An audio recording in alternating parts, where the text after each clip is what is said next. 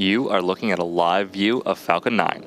We are currently awaiting liftoff at 9:30 p.m. Eastern Time from Space Launch Complex 40 at Cape Canaveral Space Force Station in Florida. Spacecraft is on internal power. I'm Tucker Spencer Wallace, a mission integration engineer here at SpaceX in Hawthorne, California. Today we are launching the SpainSat NG II satellite to a geostationary transfer orbit on behalf of our customer, EASDSat. EASDSat is a government satellite operator and service provider operating secure communication satellites, synthetic aperture Earth observation satellites, and maritime monitoring. EASDSat has provided Earth observation services with radar technology through the PATH satellite, which SpaceX launched on a Falcon 9 back in 2018. SpainSat NG is a program developed by EASDSat to improve the secure satellite communications and defense capabilities of the Spanish government, its allies, and international organizations including the European Union's GovSatcom and NATO. SpainSat will cover an extensive area that ranges from the United States and South America to the Middle East, Africa, Europe, and Singapore. The first of the satellites, SpainSat NG I, was launched on a Falcon 9 in January of this year and placed into geostationary position at 29 degrees east. This launch will place SpainSat NG II into geostationary position at 30 degrees west. Due to the additional performance required to deliver this payload to orbit, this will be the 22nd and final flight for the Falcon 9 first stage booster supporting this mission. At T-minus 12 minutes, we are looking good for an on-time liftoff. If, for any reason, we are unable to launch today, a backup opportunity is available tomorrow with a 4-hour launch window opening at 9:30 p.m. Eastern Time. The vehicle is currently healthy, the range is ready to support. Weather is go for launch, so let's take a moment to meet our SpaceX Falcon 9 rocket.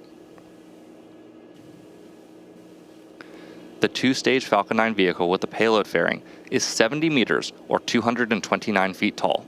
When fully loaded, it will hold just over 1 million pounds of propellant, which the vehicle will burn through in less than 3 minutes after liftoff. At launch, Falcon 9 produces more than 1.7 million pounds of thrust, and rockets like Falcon 9 don't use all that power just to go straight up. Early in flight, Falcon 9 will perform a gravity turn, a smooth pitch maneuver that tilts the rocket sideways to build up horizontal velocity. You may hear this call out about 10 seconds into launch as vehicle pitching downrange. Once the first stage completes its portion of the mission, it will shut down and separate. A staged rocket like Falcon 9 sheds the booster so that Stage 2 and the payload can keep climbing faster and more efficiently. At the bottom of the first stage are 9 Merlin engines that propel Falcon 9 off the ground and up to the thinner parts of Earth's atmosphere. The first stage is designed to be reflown with minimal refurbishment between flights. As mentioned at the top of the show, due to the additional performance required to deliver today's payload to orbit, this will be the 22nd and final flight for the first stage booster supporting this mission. This booster first launched on November 26, 2022, and has since then logged 1,062 days in service. Over the course of its career, it has launched 3 times from Space Launch Complex 39A at Kennedy Space Center, and today will be its 19th launch from Space Launch Complex 40 at Cape Canaveral Space Force Station. It has returned from orbit to Earth 21 times, landing on a drone ship in the ocean 18 times, and on land 3 times. So today we will say farewell to a booster that has served us and our customers well, having launched NASA's CRS-26 cargo resupply mission, OneWeb Launch 16, Intelsat IS-40E, SES-03B mPower-C, Ovzon 3, Eutelsat 26D, Turksat 6A, Maxar 2, SXM 9, and 12 Starlink missions. Our payload today, SpainSat NG II, is safely enclosed inside of the 17-foot diameter payload fairing, which is the structure at the very top of the rocket. Made of a carbon composite material, the 2 sides of the fairing form a clamshell around the satellite to protect it during ascent. The fairing halves are then separated at about 3.5 minutes into flight, after which they will parachute back to Earth. If recovery goes to plan, the fairings will be pulled from the ocean and prepped to fly again. The fairing halves supporting today's mission are flight-proven, with one half flying for its 28th time and the other flying for its 16th time. Below the fairing, we have the second stage, which is the part of the rocket that will take the payload to space today. The second stage will ignite its single Merlin vacuum engine, or MVAC for short, about 2 minutes and 48 seconds into flight, and will then relight for a second time before we deploy the satellite. With its extended nozzle and optimized design, the MVAC drives maximum performance in the vacuum of space. While the countdown continues, let's find out more about the satellite that we're delivering to orbit today, SpainSat NG II.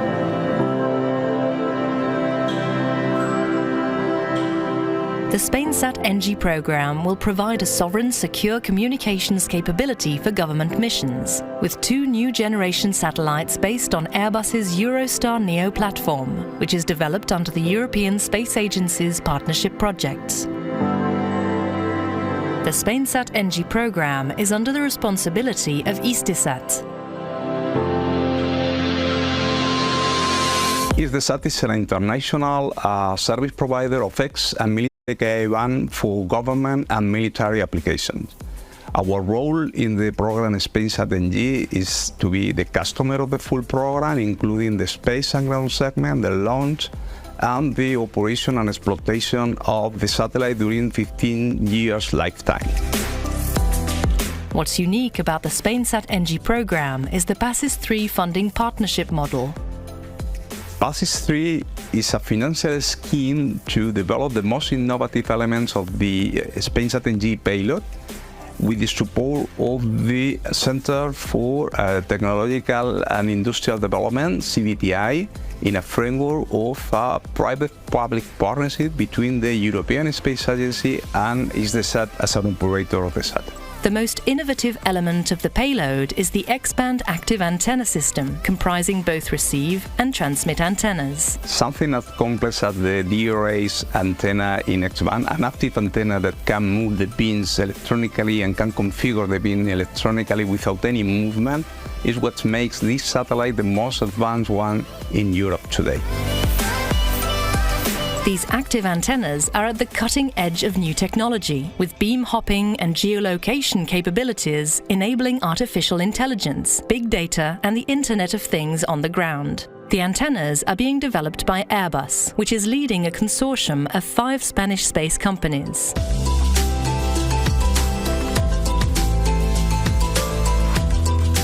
The active antennas are already in production. Actually, they are in the assembly, integration, and test phase. That is the last phase before delivery of the antenna. It's done in Barajas site in Airbus Defense Space in Spain, and it will be delivered to Toulouse. For SpainSat NG-1, the mating between the communication module and the service module has taken place in Airbus facilities in Toulouse. This was the first step of the final satellite AIT phase. The SpainSat NG program has been a very good example of institutional and industrial collaboration. In the industrial part, it has been a very good collaboration between the 2 main industries in Europe, being Airbus and Thales Aerospace, including all the Spanish industries in this important program. Airbus works to safeguard Europe's citizens and strategic autonomy. Through SpainSat NG, it will provide secure, resilient, and flexible communications for those who keep us safe.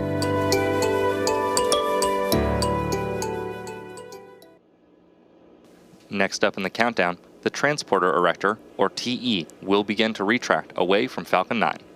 That is the large truss structure you see standing next to the rocket. It is hinged at the base and connected to the launch mount beneath the first stage. First, we'll see the clamp arms open around the second stage. Suppressing for strong back retract. And that's a good indication that we are on track for an on-time liftoff as the transporter erector prepares to retract. Like I said, first we'll see the clamp arms open around the second stage, and then the TE will begin to pivot back, slowly swinging away from the rocket. It'll reach full recline by T-minus 3 minutes and 40 seconds. You may also hear the TE called the strongback. It's the same structure. Strongback retract has started. Different name. And as you heard there, strongback retract has begun, so watch for those arms to start to open. The TE does roll the Falcon 9 out to the pad.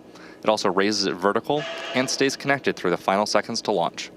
It provides fuel, power, telemetry, and command connections between ground systems and the rocket. We're just about to see those clamp arms start to open around the second stage of the vehicle. Those clamps help to stabilize the second stage during propellant loading, and are also there to prevent movement in high winds. Once they're open, the rocket will be fully free at the top. And there you can see on your screen, those clamp arms have fully opened.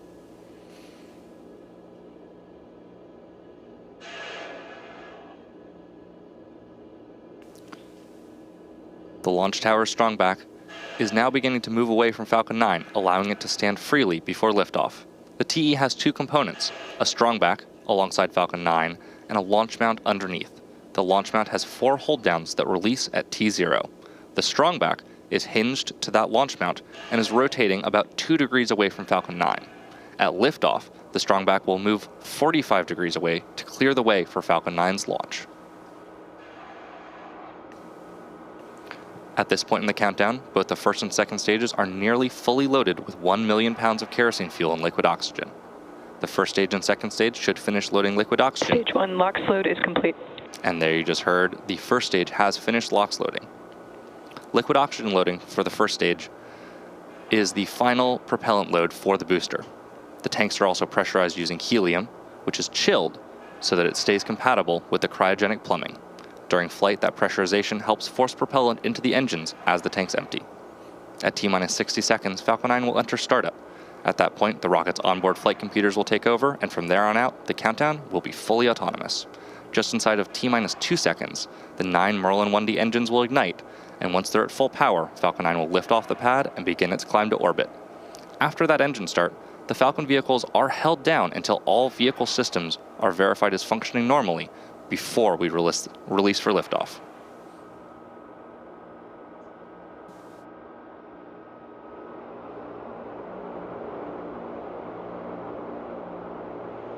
Stage 2 LOX load is complete. And liquid oxygen for the second stage is now fully loaded, completing prop load for the upper stage. You can see white condensation clouds starting to vent from the rocket. As the liquid oxygen warms slightly inside the tanks, some of it will boil off, and that gas is vented to manage pressure. When the vented oxygen hits the warm, humid outside air, it will instantly condense into clouds, which is the same principle as your breath on a cold morning. Current gas closeouts.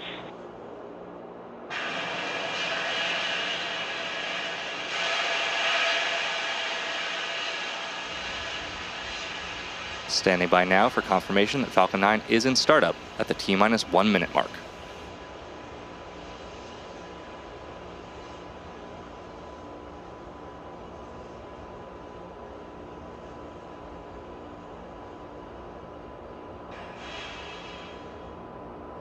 Falcon 9 is in startup. As you just heard, the autonomous flight computers have taken over the launch countdown, and stages 1 and 2 are pressurizing for launch.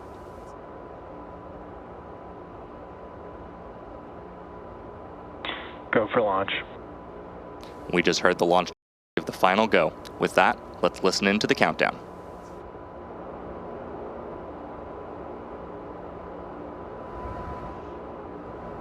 T-minus 30 seconds.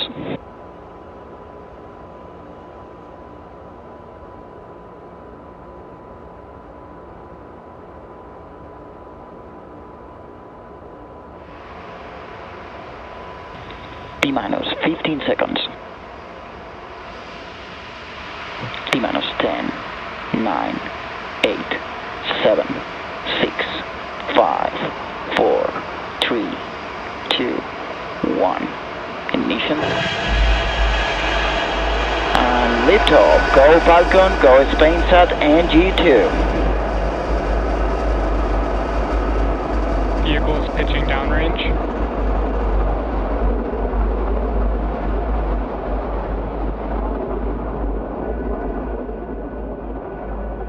M1D chamber pressure is nominal.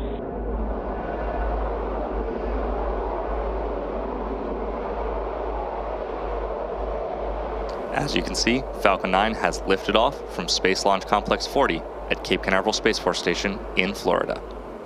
The Falcon flight computer will now begin throttling down engines in preparation for max Q, or maximum aerodynamic pressure. Power and telemetry nominal. Good call out there for a nominal state of the vehicle. Vehicle is supersonic.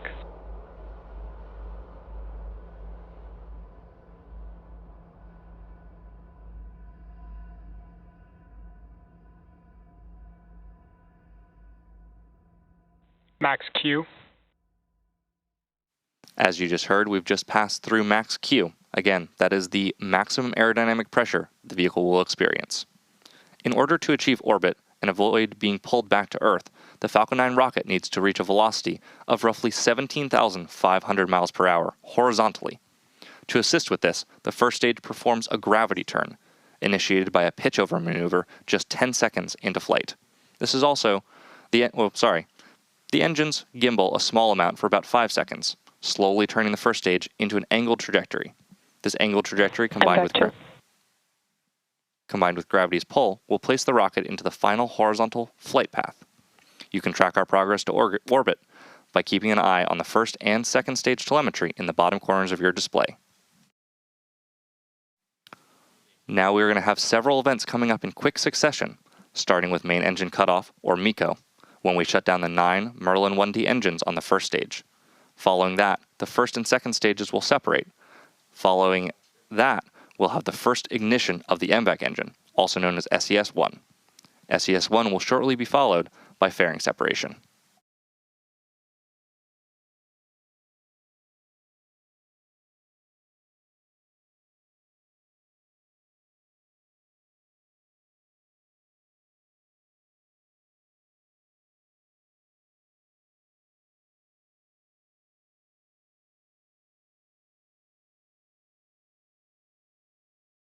Stage separation confirmed. Main engine cutoff.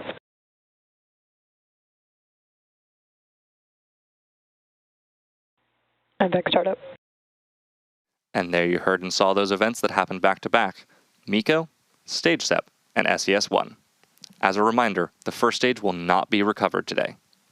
In preparation for this, we removed the landing legs and grid fins to decrease the mass of the first stage and save them for use on future missions.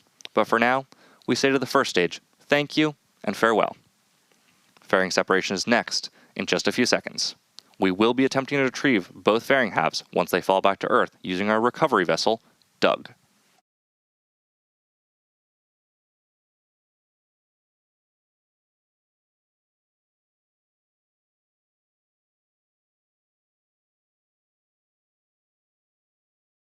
Fairing separation confirmed. And as you just heard, fairing separation has been confirmed. These fairings will orient themselves with gas thrusters for entry into the atmosphere. As they near the ocean, each fairing half, we use a gas-powered deployer to release a parachute. The fairing computer will send commands that steer the fairing to the ocean landing, where Doug will attempt to recover them. With that confirmation, we have a few minutes between our next major milestone event, SECO-1, when we'll shut down our MVAC engine on the second stage. We're going to take a short break, and we'll be back in about T+7 minutes.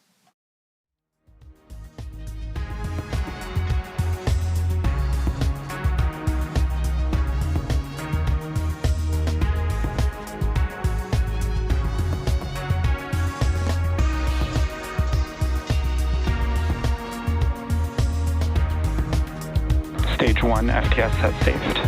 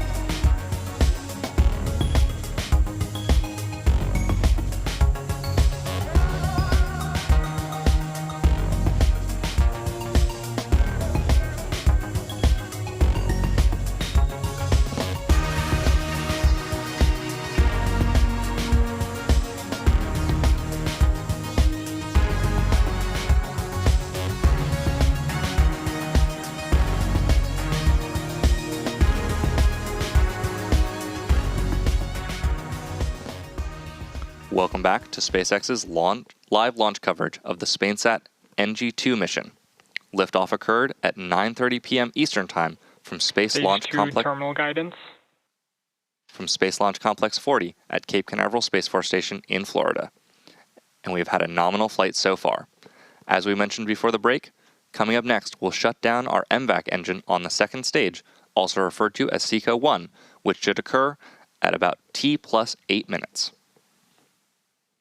After that, we're going to look for confirmation of good orbital insertion.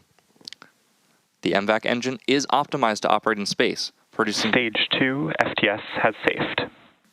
There you just heard that our Stage 2 FTS has safed. As I was saying, the MVAC engine is optimized to operate in space, producing 220,550 pounds of thrust in vacuum, and is designed to be stopped and restarted multiple times. MVAC shutdown. And there you heard the call out for second engine cutoff, or SECO 2, as MVAC shutdown. We're now awaiting confirmation of nominal orbital insertion. Nominal orbit insertion. And we have confirmation of nominal orbital insertion. The second stage is now embarking on its coast phase. After the coast phase, we will light that MVAC engine for a second time, just before the T plus 27 minute mark, and that will be followed by payload deploy around the T plus 34 minute mark. We'll see you back here at about T plus 25 minutes.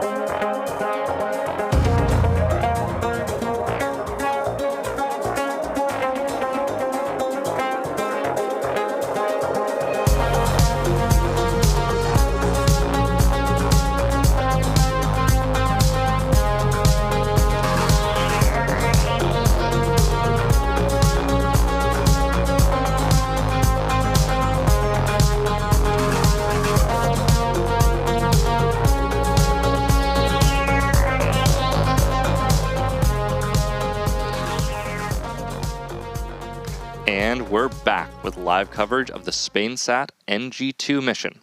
Recapping events so far, we had an on-time liftoff at 9:30 p.m. Eastern from Space Launch Complex 40 at Cape Canaveral Space Force Station in Florida. We saw a successful main engine cutoff, stage separation, and the first light of our MVAC engine, or SES-1. That was followed by fairing separation. Those fairing halves are currently being recovered by a recovery ship, Doug. This was the 28th flight for one fairing half and the 16th flight for the other. We also heard the call out for second engine cutoff, or SECO-1, and confirmed nominal orbital insertion. We are now moments away from lighting the MVAC engine for a second time to propel the stack into geostationary transfer orbit. Now let's wait for those callouts.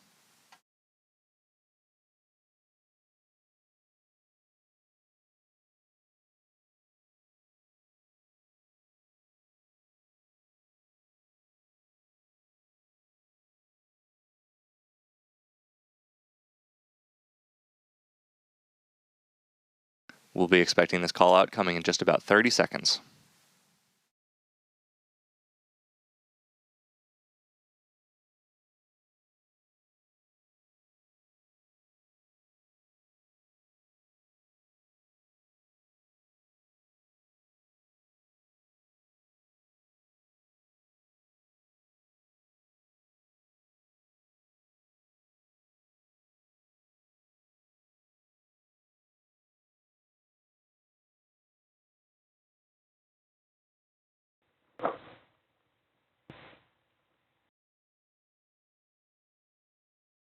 MVAC startup.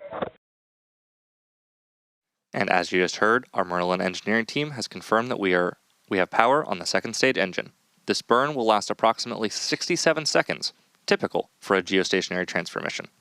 If you watch the speed gauge on your screen, you'll see us adding over 2,500 meters per second to the velocity of the second stage and the SpainSat NG II payload. Maximum acceleration during this burn will reach 4.8 Gs as the remaining propellant is burned off. Stay tuned for second engine cutoff, or SECO-2.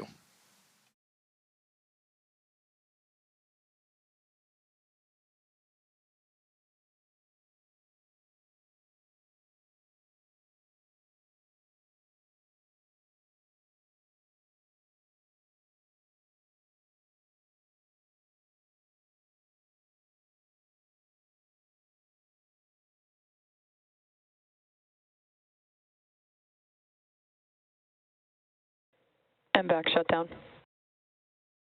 And with that second engine cutoff, or SECO-2, we're just a few minutes away from payload deploy. We're going to take one more short break until that event, and we'll see you back here in just about 2 minutes.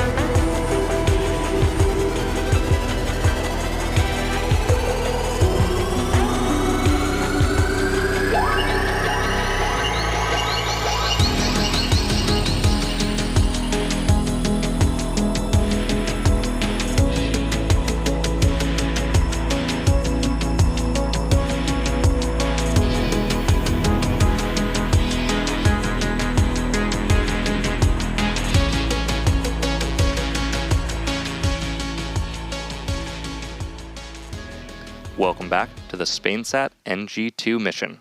We've had a great mission so far, and we're now approaching payload deploy for our customer, EASDSat. Today's satellite will be placed into a geostationary position at 30 degrees west. SpainSat NG I, which SpaceX launched earlier this year, and SpainSat NG II, this launch, will eventually replace the current SpainSat and X-Star satellites. EASDSat is a government satellite operator, providing secure satellite services to government agencies in various countries. EASDSat has provided Earth observation services with radar technology through the PATH satellite, which SpaceX launched on a Falcon 9 back in 2018. SpainSat NG is a part of a program developed by EASDSat to improve secure satellite communications and defense capabilities for the Spanish government and others. SpainSat NG will cover an extensive area that ranges from the United States and South America to the Middle East, Africa, Europe, and Singapore. Now let's hold tight as we come up on payload deploy shortly.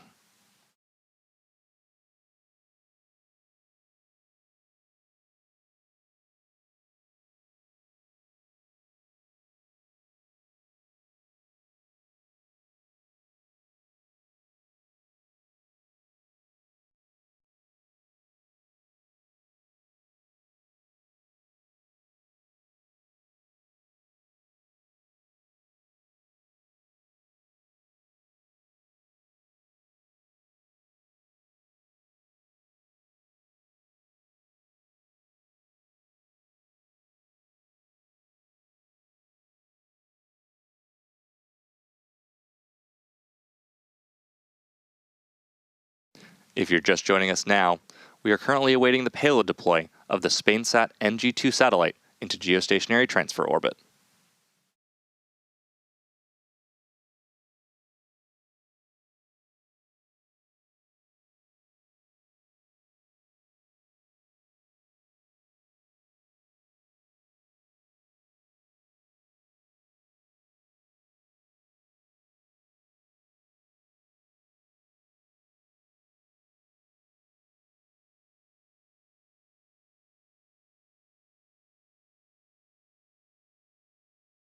And we're just now expecting payload deploy in about 1 minute.